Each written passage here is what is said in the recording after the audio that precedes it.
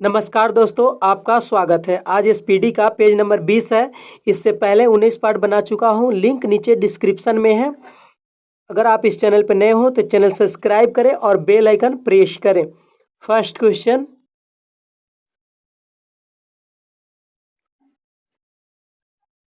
Alphonso एवं आम्रपाली आम की प्रजाति है। अल्फांसो एवं आम्रपाली आम की प्रजाति है। आम्रपाली दशहरी नीलम का संकरण है। आम्रपाली दशहरी नीलम का संकरण है। टीटीकेल गेहूं राई पेमेटो टोमेटो आलू टमाटर का संस्करण क्रॉन्स है। टीटीकेल गेहूं राई तथा पोमेटो टोमेटो आलू टमाटर का क्रॉन्स है। टीटीकेल की उत्पत्ति स्वीडन में हुई है।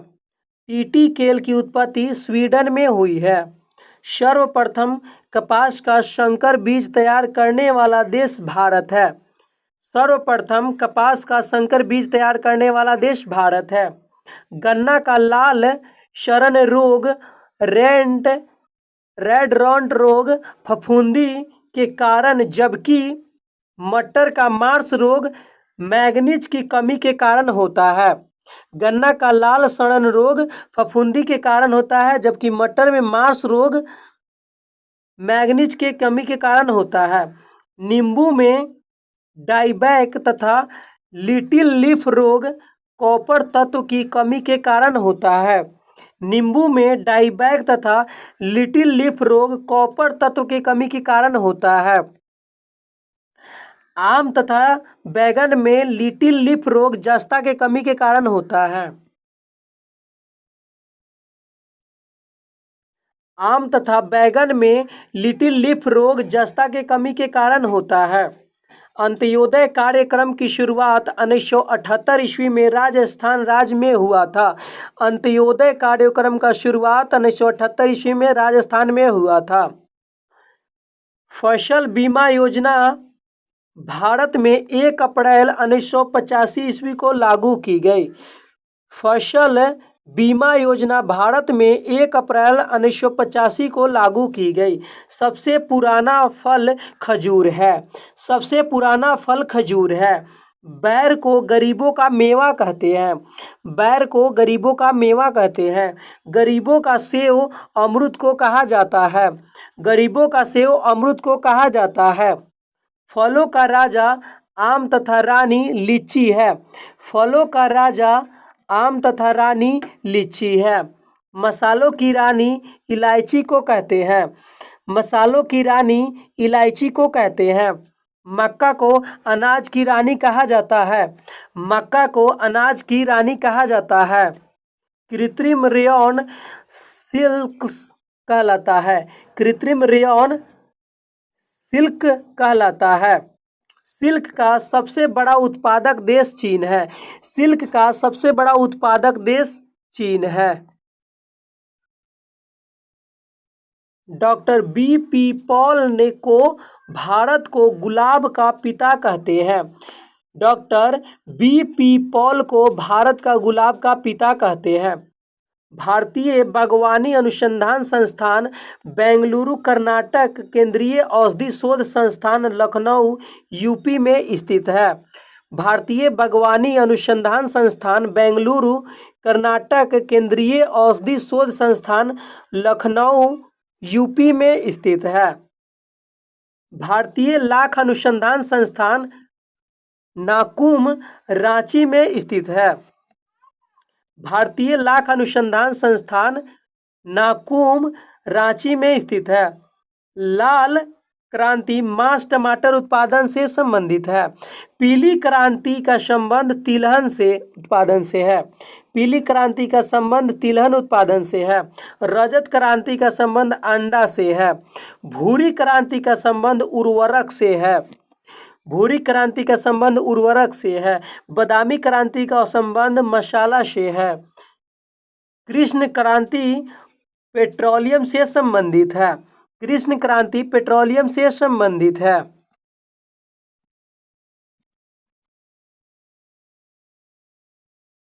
गुलाबी क्रांति झींगा मछली उत्पादन तथा गोल क्रांति आलू उत्पादन से संबंधित है।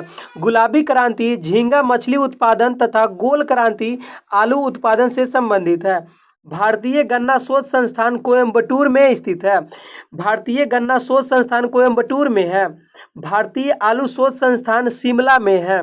भारतीय आलू शोध संस्थान शिमला में है। भारतीय दलहन अनुसंधान संस्थान कानपुर में है। भारतीय दलहन अनुसंधान संस्थान कानपुर में है। भारत का बगीचा बेंगलुरु को बगीचों का शहर कपूरथला को कहा जाता है। भारत का बगीचा बेंगलुरु को और बगीचों का शहर कपूरथला को कहा जाता है। छत्तीसगढ़ को चावल का धान का कटोरा तथा यूपी को चीनी का कटोरा कहा जाता है। छत्तीसगढ़ को चावल या धान का कटोरा तथा यूपी को चीनी का कटोरा कहा जाता है। पंजाब भारत का अन्न भंडार कहलाता है।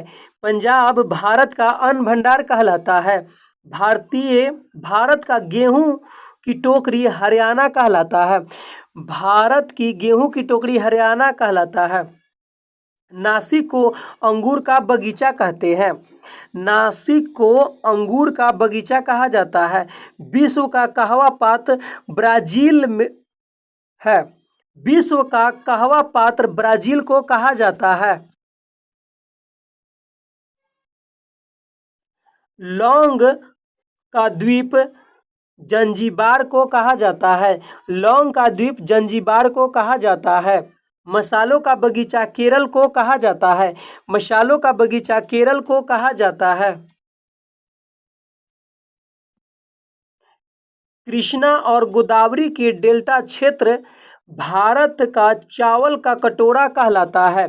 कृष्णा और गोदावरी के डेल्टा क्षेत्र भारत का चावल का कटोरा कहलाता है। केंचुआ किसान का मित्र प्रकृति हलवाहा कहलाता है। केंचुआ किसान का मित्र कृत्रिम प्रकृति का हलवाहा कहलाता है। मिट्टी की उर्वरता बनाए रखने के लिए फसल चक्र पद्धति अपनाई जाती है। मिट्टी की उर्वरता बनाए रखने के लिए फसल चक्र पद्धति अपनाई जाती है। पौधों में पत्तों के पृष्ठ पर पाए जाने वाले लघु छिद्रों को रंध्र कहते हैं। इसको इंग्लिश में स्टोमाटा बोलते हैं। पौधों में पत्तों के पृष्ठ पर पाए जाने वाले लघु छिद्रों को रंध्र या स्टोमाटा कहते हैं। बिना बीज के फल को विकसित करने की क्रिया को टिश्यू कल्चर कहलाता है। बिना बीज के फलों को विकसित करने की क्रिया को टिश्यू कल्चर कहते हैं।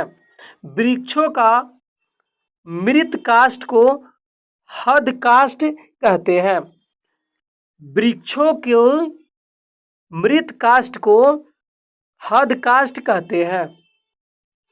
बीजों का अध्ययन स्पर्मोलॉजी कहलाता है। बीजों का अध्ययन स्पर्मोलॉजी कहलाता है।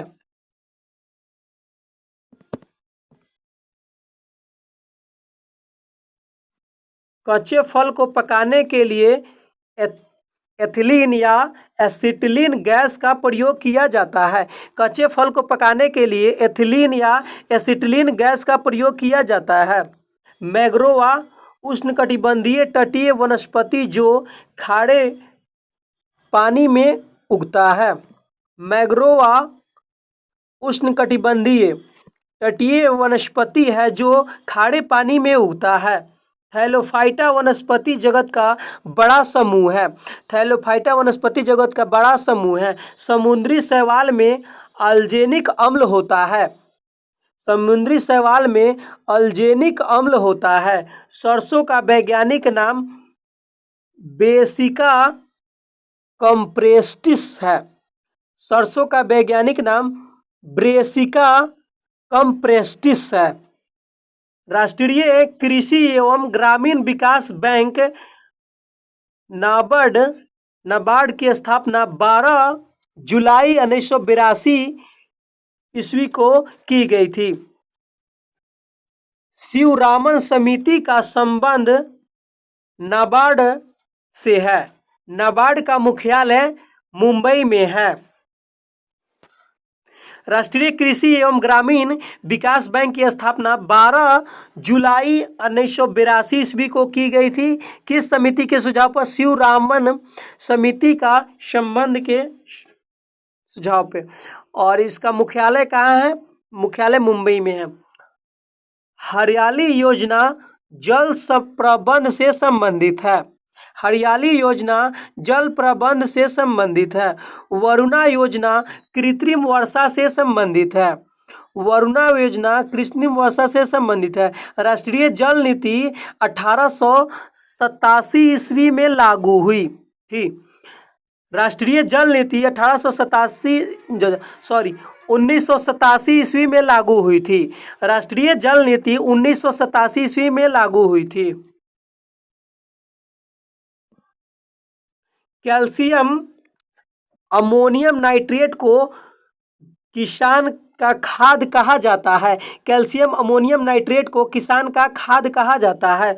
वन शोध अनुसंधान देहरादून में है। वन शोध अनुसंधान देहरादून में है। सर्वाधिक पशुधन वाला राज्य यूपी है। सर्वाधिक पशुधन वाला राज्य उत्तर प्रदेश है।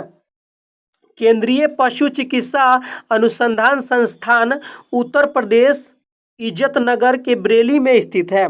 केंद्रीय पशु चिकित्सा अनुसंधान संस्थान उत्तर प्रदेश के इज्जतनगर में स्थित है। भारत में सर्वप्रथम कृत्रिम गर्भाधान 1942 ईस्वी में इज्जतनगर के बरेली यूपी में प्रारंभ हुआ। भारत के सर्वप्रथम कृत्रिम गर्भाधान 1942 ईस्वी में इज्जतनगर के बरेली में यूपी में आरंभ हुआ। कृत्रिम गर्भाधान के लिए बैल के वीर्य को द्रव नाइट्रोजन में रखा जाता है। कृत्रिम गर्भाधान के लिए बैल के वीर्य को द्रव नाइट्रोजन में रखा जाता है। सर्वाधिक वसा रेंडियर के दूध में होता है। सर्वाधिक वसा रेंडियर के दूध में होता है। पशुपालन एवं दुग्ध विज्ञान विभाग की स्थापना 1 फरवरी 1991 में हुआ था। पशुपालन एवं दुग्ध विज्ञान विभाग की स्थापना 1 फरवरी 1991 में हुआ था।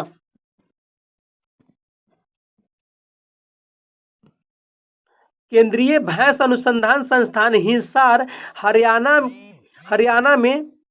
हरियाणा में जबकि केंद्रीय बकरी अनुसंधान संस्थान मखदूम यूपी में है। केंद्रीय भैंस अनुसंधान संस्थान हिसार हरियाणा में जबकि केंद्रीय बकरी अनुसंधान संस्थान मखदूम यूपी में है। सर्वाधिक दूध देने वाली बकरी जमुनापारी है। और सर्वाधिक दूध देने वाली भैंस कौन है? मुर्रा है। भैंस का वैज्ञानिक नाम बुबेलस बुबेलिस है। भैंस का वैज्ञानिक नाम बुबेलस बुबेलिस है। भैंस के दूध में वसा की मात्रा 7.2% होती है। भैंस के दूध में वसा की मात्रा 7.2% होती है। मेहसाना सुरती जफराबादी भैंस की नस्लें हैं। मेहसाना सुरती जफराबादी भैंस की नस्लें हैं।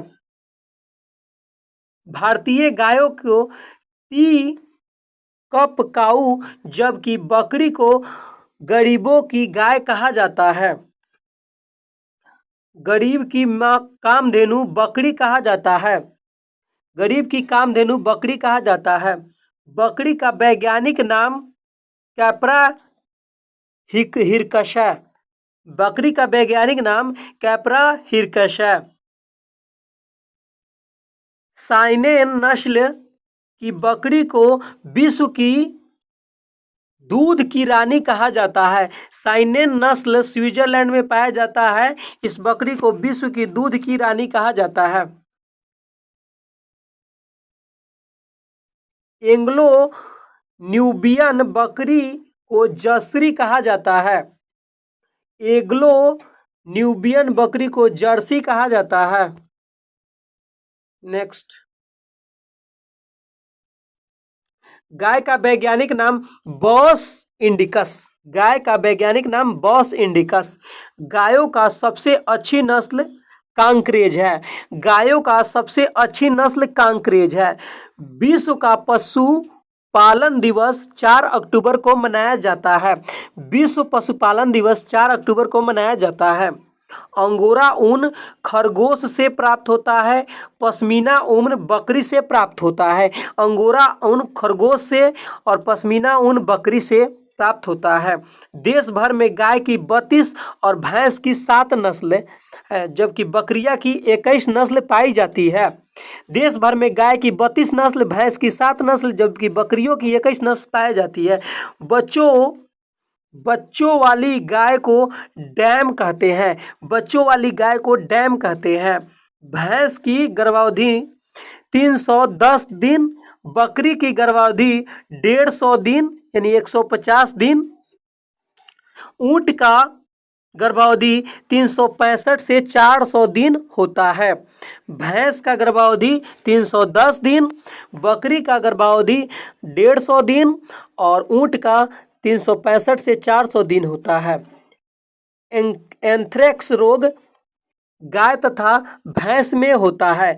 एंथ्रेक्स रोग गाय तथा भैंस में होता है। रानीखेत मुर्गियों की एक वायरस है। रानीखेत मुर्गियों पोल्ट्री की एक वायरस न्यूकेलस रोग विषाणु जनित रोग है। रानीखेत मुर्गियों में होता है। मुर्गी का वैज्ञानिक नाम गैलस डोमेस्टिकस है। मुर्गी का वैज्ञानिक नाम गैलस डोमेस्टिकस। मुर्गी के अंडे का औसत भार 55 ग्राम होता है। मुर्गी के अंडे का औसत भार 55 ग्राम होता है। मुर्गी के अंडे में प्रोटीन 12% होता है। मुर्गी के अंडे में प्रोटीन 12% होता है। सारंग मधुमक्खी की नस्ल है। सारंग मधुमक्खी की नस्ल है। मधुमक्खी का मध को शर्करा 78% होता है। मधुमक्खी की मध में शर्करा 78% होता है। भेड़ का वैज्ञानिक नाम ओविस एरिज है। भेड़ का वैज्ञानिक नाम ओविस एरिज है। भेड़ का गर्भकाल लगभग 150 दिन होता है। भेड़ का गर्भकाल लगभग 150 दिन होता है। सबसे पहला क्लोन्ड स्तनधारी डॉली भेड़ है। सबसे पहला क्लोन्ड स्तनधारी डॉली भेड़ है। सर्वाधिक भेड़ें ऑस्ट्रेलिया में पाई जाती है। सर्वाधिक भेड़ें ऑस्ट्रेलिया में पाई जाती है। सबसे ज़्यादा ऊन प्रदान करने वाली भेड़ मेरिनो भेड़ है। सबसे ज़्यादा ऊन प्रदान करने वाली भेड़ मेरिनो भेड़ है। कुत्ता का वैज्ञानिक नाम केनिस फैमिलियस है। कुत्ता का वैज्ञानिक नाम केनिस फैमिलियरिस है। कुत्ता में गुणसूत्रों की संख्या 78 होती है। कुत्ता में गुणसूत्रों की संख्या 78 होती है। बकरी का मांस चेवन मटन, गाय का मांस बीफ, हिरन का मांस वेनिसन कहलाता है। सुअर का मांस को पोर्क कहलाता है। सुअर का मांस पोर्क कहलाता है। टोमवर्थ बर्कशायर सुअर की एक नस्ल है। टोमवर्थ बर्कशायर सुअर की एक नस्ल है। मांस उत्पादन के लिए पाले जाने वाले मुर्गियों को ब्रॉयलर्स कहा जाता है। मांस उत्पादन के लिए पाले जाने वाले मुर्गियों को ब्रॉयलर्स कहा जाता है। सारंग मुर्गा खैरा मधुमक्खी की नस्ल है। सारंग मुर्गा खैरा मधुमक्खी की नस्ल है। मादा में बच्चा पैदा होने के बाद पहला दूध का स्राव खीस कहलाता है। मादा में बच्चे पैदा होने के बाद पहला दूध का स्राव खीस कहलाता है। मोती पिंकटेडा जंतु की नस्ल होता है। मोती पिंकटेडा जंतु से निकला जाता है।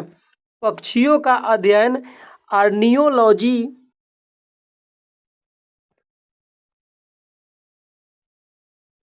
पक्षियों का अध्ययन ऑर्निथियोलॉजी, कीटों का अध्ययन एंटोमोलॉजी कहलाता है। पक्षियों का अध्ययन अर्नियोलॉजी, कीटों का अध्ययन एंटोमोलॉजी।